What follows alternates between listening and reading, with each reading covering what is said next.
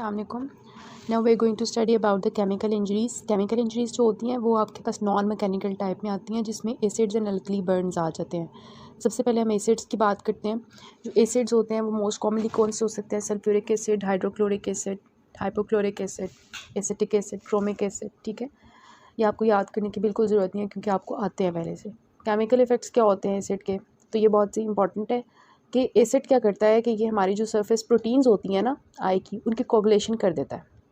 जब ऊपर की जो प्रोटीन्स होती हैं वो कोगुलेट हो जाती हैं, तो उसकी वजह से क्या होता है कि नीचे जो डीपर टिश्यू होते हैं उनके अगेंस्ट ये प्रोटेक्टिव मैकेनिज्म होता है, फिजिकल बैरियर बन जाता है, जिसकी वजह से जब ऊपर से प्रोटीन्स कोगुलेट हो जाएंगी तो वो जो हमारे पास इंजरी होगी वो नीचे स्प्रेड नहीं करेगी, तो नीचे वाले जो स्ट्रक्चर्स होंगे वो प्रोटेक्ट हो जाएंगे।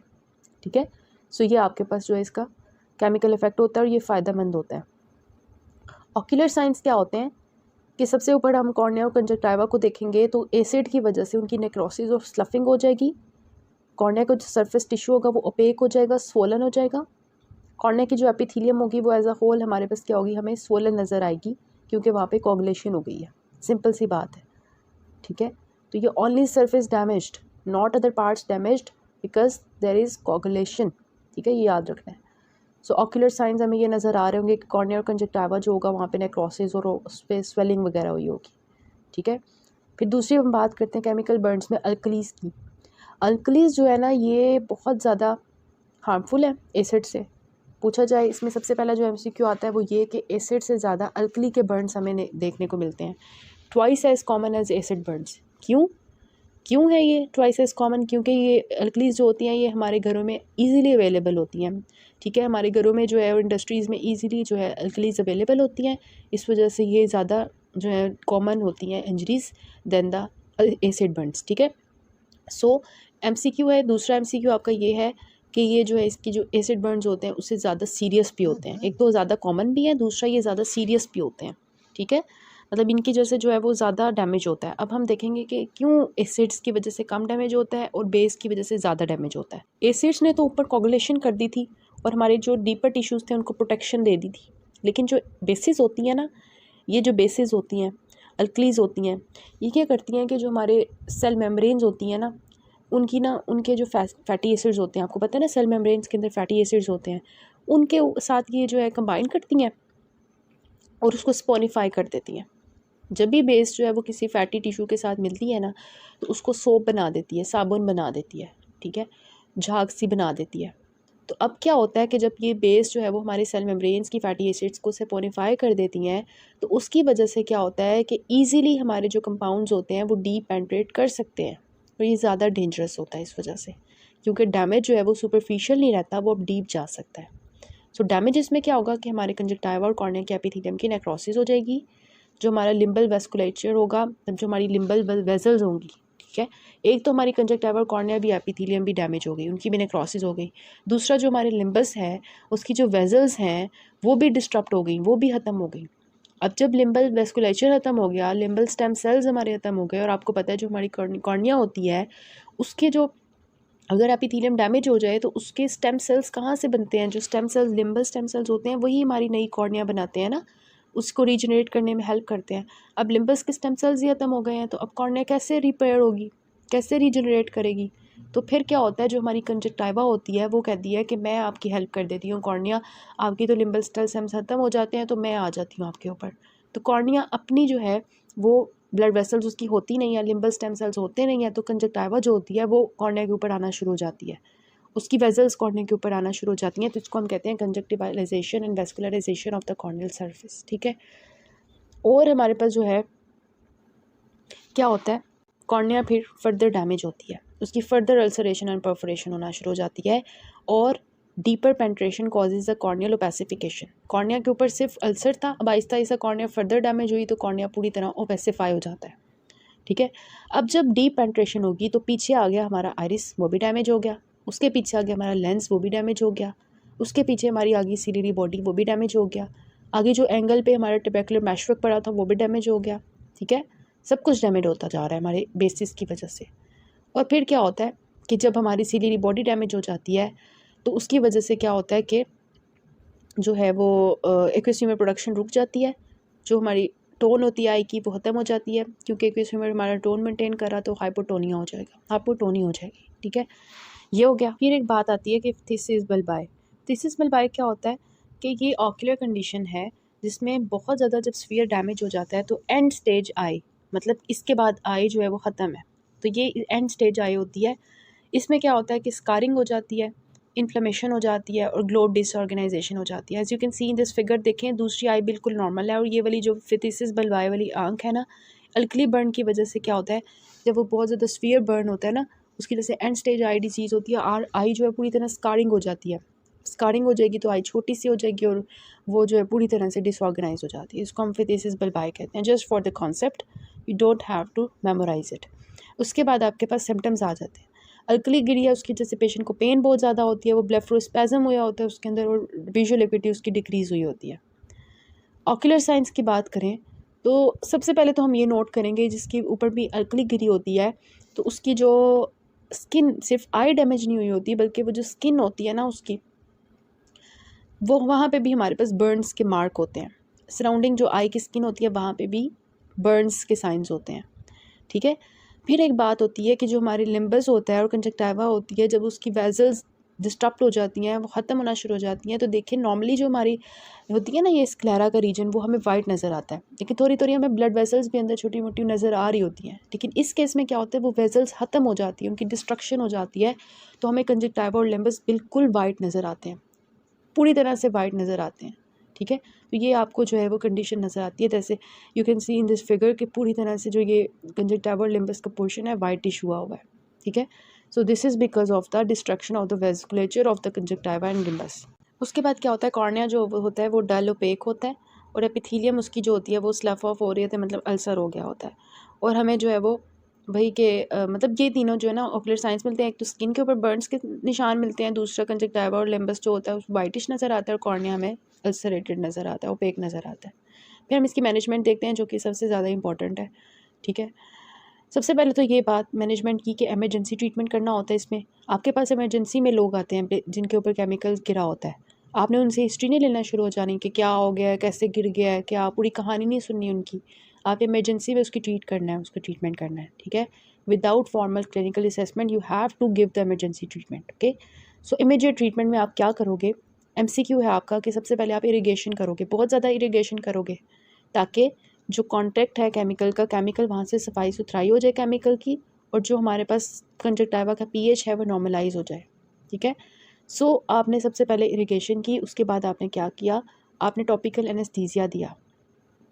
ठीक है, टॉपिकल एनेस्थीसिया देने के बाद आपने क्या किया कि आपने 15 से 20 मिनट तक आई को इरिगेट किया नॉर्मल सलाइन के साथ या वाटर के साथ, यहाँ तक कि आपको ये लग जाए कि अब pH चेंज हो चुकी है, जो pH अल्कलाइन हुई थी या एसिडिक हुई हुई थी वो अब pH न्यूट्रल हो गई है। ठीक है, फिर आपने क्या किया, केमिकल्स जो गिरे हैं उनकी न्यूट्रलाइजेशन की। अगर तो एसिड गिरा था तो उसके ऊपर डाइल्यूट अल्कली डालोगे, सोडियम बाइकार्बोनेट सोल्यूशन डालोगे। अगर अल्कली गिरी थी तो उसको न्यूट्रलाइज करने के लिए आप वीक एसिड दोगे, बोरिक एसिड।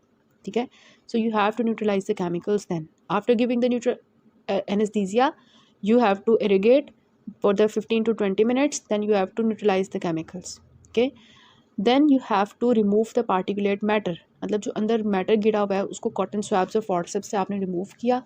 फिर आपने डबल इवर्जन की अपने आईलेट्स की, और वहाँ पे जो फॉर्निक्स के अंदर गिरी हुई चीज़ें हैं उनको भी निकाला। ठीक है, सच जो लाइम होता है ना, कैल्शियम मोस्टली जो होता है, ठीक है, कैल्शियम के सॉल्ट्स होते हैं वो अंदर गिर जाते हैं फॉर्निक्स के अंदर, तो उनको सही तरह से अंदर से साफ़ करना है, और जितना भी डिवाइटलाइज टिशू है, मतलब डेड टिशू है, उसको आपने रिमूव कर देना है। इसमें एक बात याद रखिए न्यूट्रलाइजेशन ऑफ केमिकल्स में कि डाइल्यूट चीज़ें डालनी है। ये नहीं है कि आप जो है वो पूरी उसको जो है वो अल्कली पूरी की पूरी डाल दो न्यूट्रलाइज करने के लिए एसिड को, नहीं, you have to dilute the alkali and then you have to neutralise the acids. ठीक है, सो ये आपके जो है वो मैनेजमेंट आ जाती है, जिसमें आपने इमरजेंसी ट्रीटमेंट करनी होती है, एनेस्थीसिया वगैरह दे के, इरीगेट करके, न्यूट्रलाइज करके, पार्टिकुलेट मैटर रिमूव करके, और डेड टिश्यू को रिमूव कर देना होता है। फिर आपके ग्रेड्स आ जाते हैं। ग्रेड्स में उन्होंने ये बताया हुआ है कि ये रोपर हाल क्लासिफिकेशन होती है ग्रेड्स की।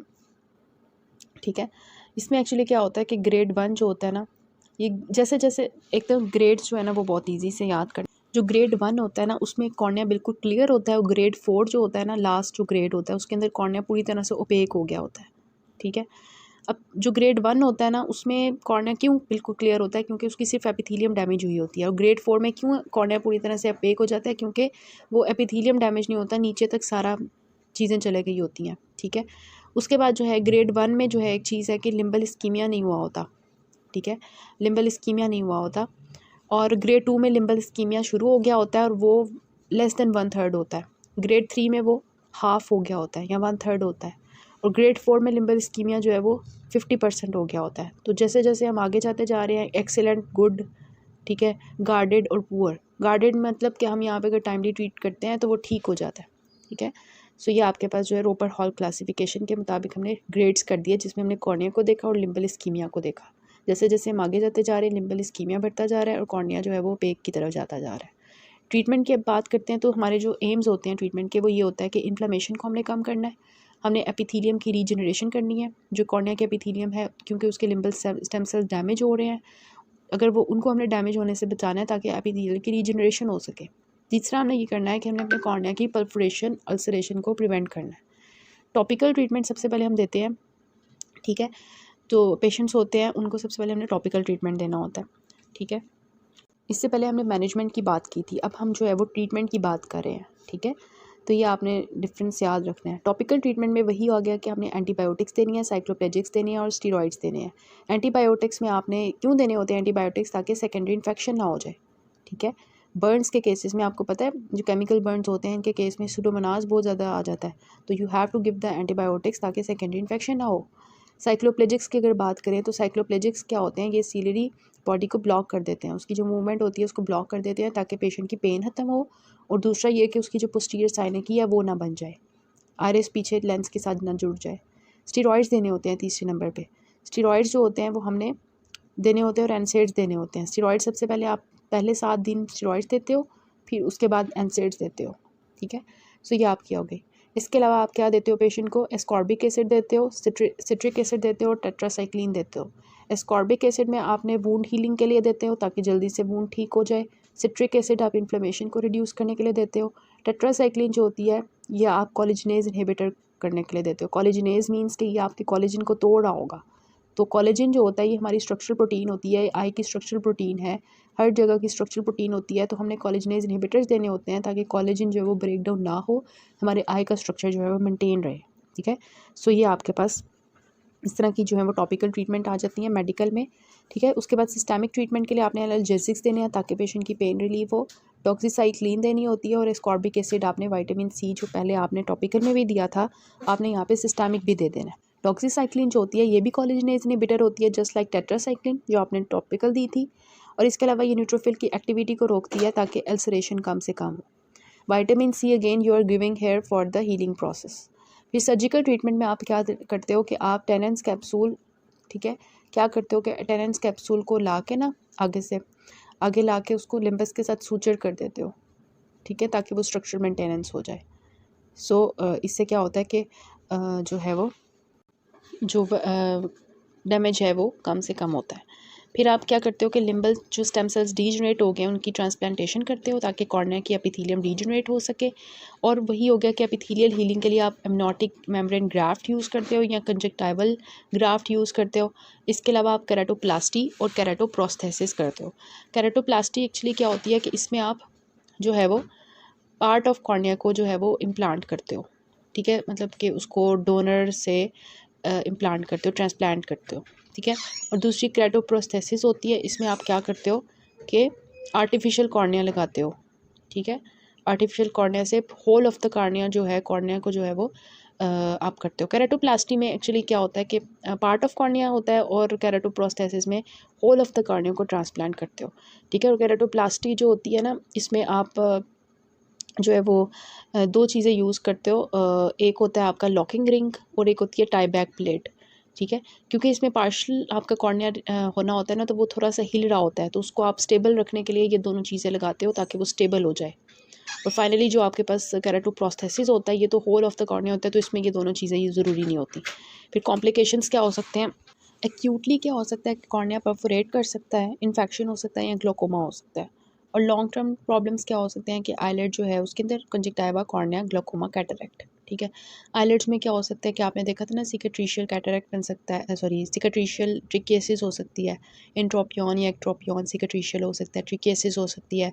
और कंजक्टाइवा में क्या हो सकता है, उसी तरह सिकेट्राइजेशन हो सकती है, सिम्प्लेफ्रॉन हो सकता है, या ड्राई आई हो सकती है, कॉर्निया में स्कारिंग और वेस्कुलराइजेशन। ठीक है, तो ये कॉम्प्लिकेशंस जनरल सी हैं, कोई खास कॉम्प्लिकेशंस नहीं है और ये आपको पता है। सिम्प्लेफ्रॉन में क्या होता है कि वो जो है फ्यूजन हो जाती है, ठीक है, जो जुड़ जाती हैं वो उसमें ना। और ड्राई आई की होंगी क्योंकि गॉबलेट सेल्स जो होते हैं वो आपके टूट जाते हैं, ठीक है, डैमेज हो जाते हैं, जिसकी वजह से टीयर फिल्म जो है वो एबनॉर्मल हो जाती है। सो केमिकल इंजरी में आपके पास जो है ये आपके पास आया हुआ है।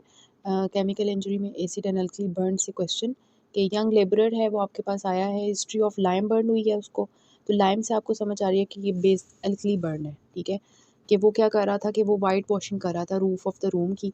अब उसको पेन हो रही है, रेडनेस हो रही है, वाटरिंग हो रही है। अब इमरजेंसी स्टेप्स आप क्या लोगे, उसको मैनेज कैसे करोगे, तो वो सारे इमरजेंसी स्टेप्स आपने इसमें लिखने हैं। सो लास्ट में हम डिस्कस करेंगे नेक्स्ट में ब्लो आउट फ्रैक्चर।